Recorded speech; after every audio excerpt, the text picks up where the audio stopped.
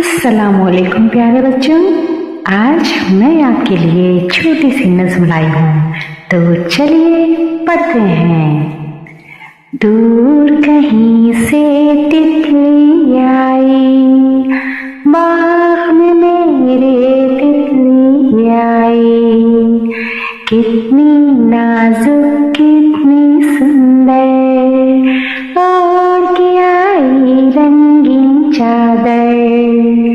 उड़ती है तो यूं लगती है जैसे कोई लाल परी है।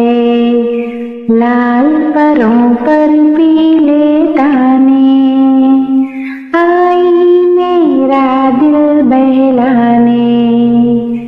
उड़ती उड़ती पास जो आई, एक उमंग सी दिल में जागी।